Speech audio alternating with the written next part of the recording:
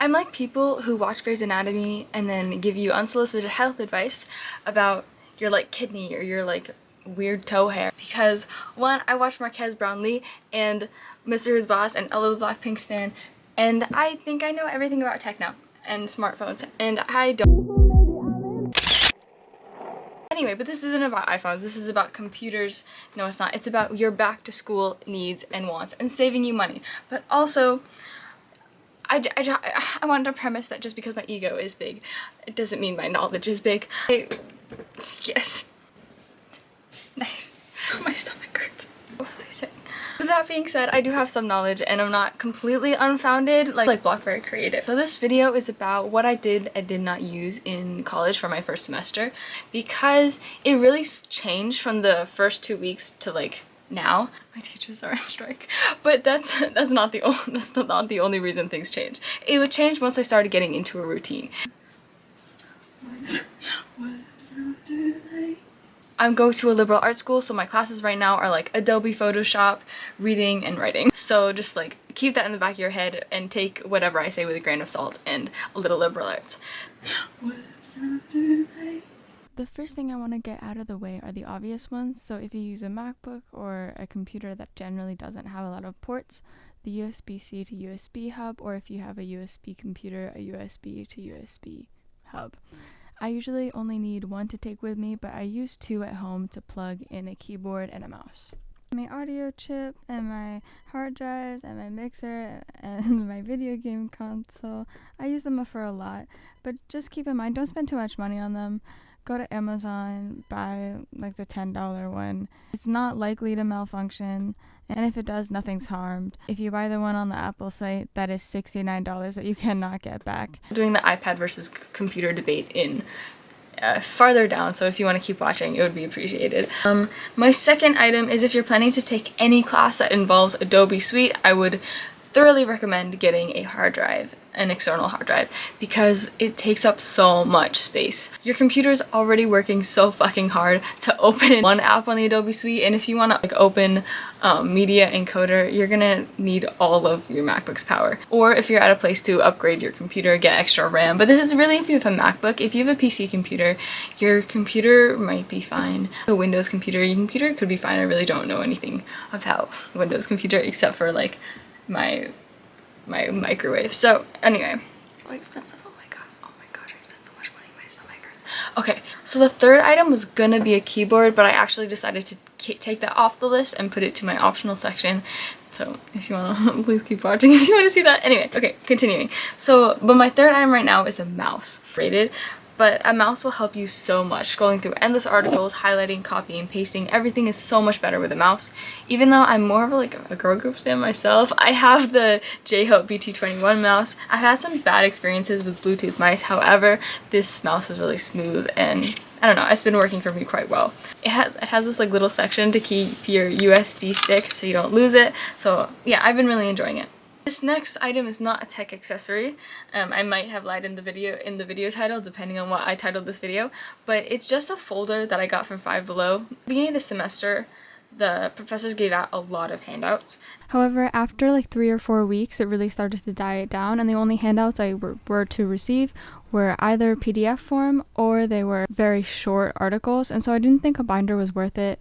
In such a limited space like a dorm or a very, very small apartment, I thought a binder took up too much space, so I used folders. They're much, much smaller in space, and also they're light, so if you did have to take them to class, I think it's a lot more manageable, but also you don't really have to take these to class. Mostly just take your notes. Like, you don't have to take the art out of class, just take your notes to class. That was probably a really, really bad information. I'm really, really sorry. I hope you don't get in trouble. But that being said, use an online PDF version. If you're scared about not bringing your like physical paper article to class, try and find a PDF online instead.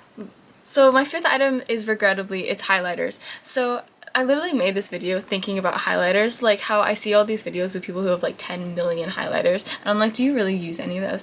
But turns out you do. Turns out they're really useful. So this part is about highlighters. So this kind of correlates with the folders and the articles. I had a lot of classes where the articles almost overlapped in topics, and so I got confused and would read one article for another class. And so what I ended up doing is I assigned a class each color and then marked the top of the article that color for class, so every time I saw an article I would know that it was for a specific, the corresponding colors class. So pretty.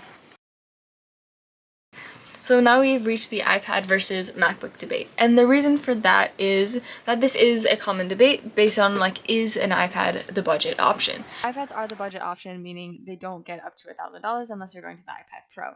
However, I do think that you can also get a computer for the same price as an iPad.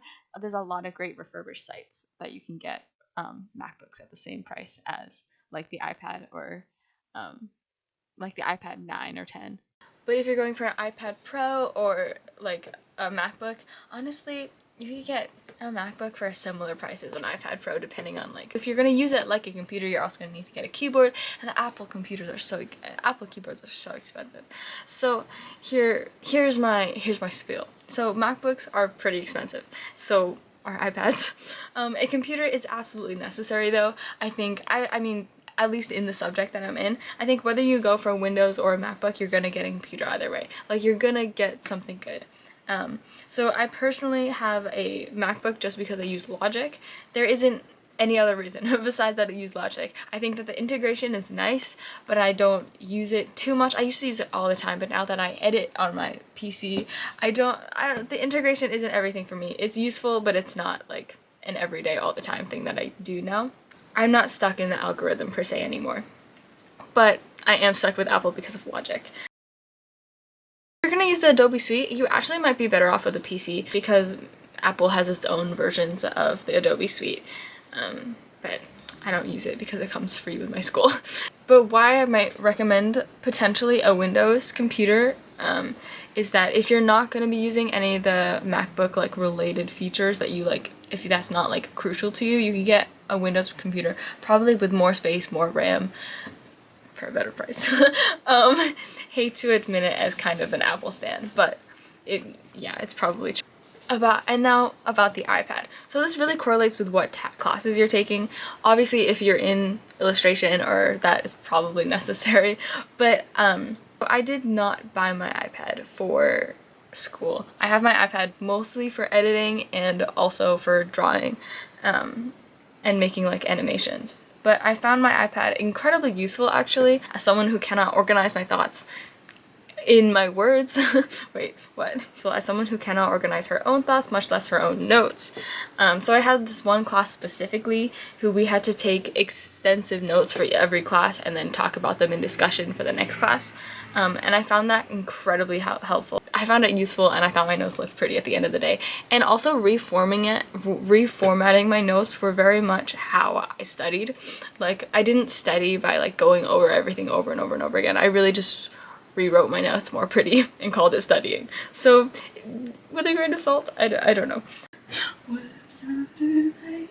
So then within the iPad, there are two apps that I'm sure you've heard of if you have an iPad or if you've watched any other videos about back to school and iPads. So it's GoodNotes and Notability.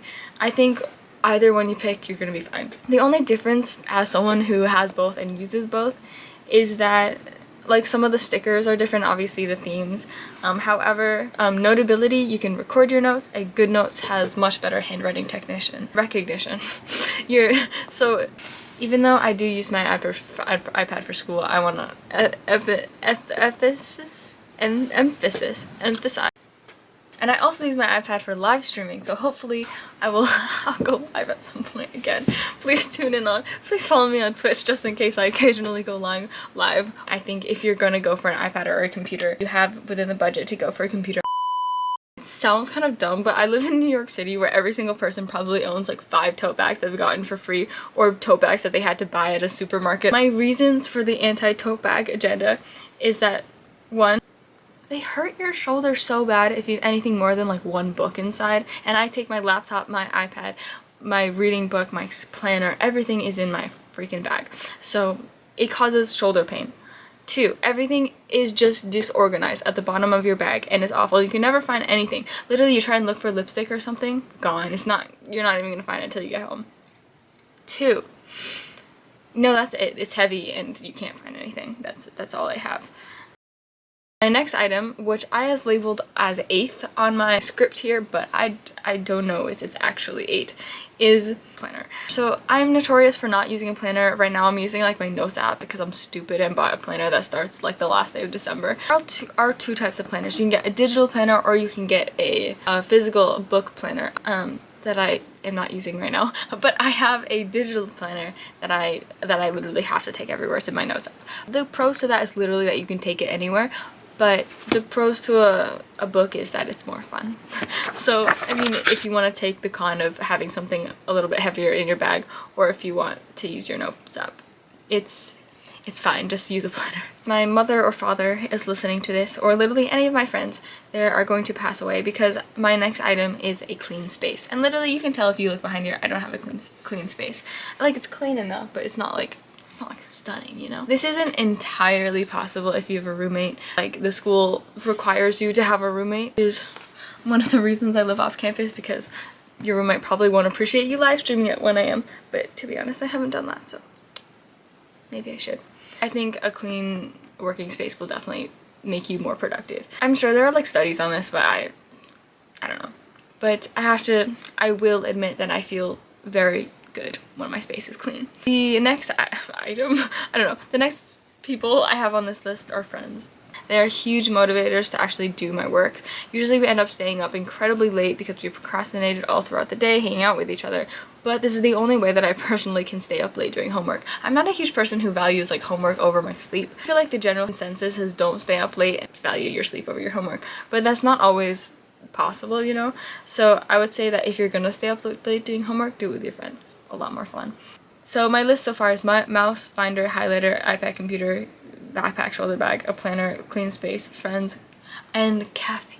Along with friends, I also have caffeine because caffeine can be your friend too. I actually hate coffee. Right now I just drink those overpriced Starbucks like mocha things.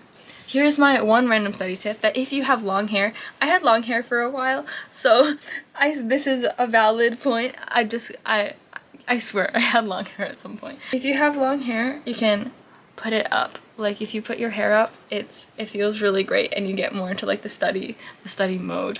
Not that this whole video has been unsolicited advice, I'm so sorry. My optional items.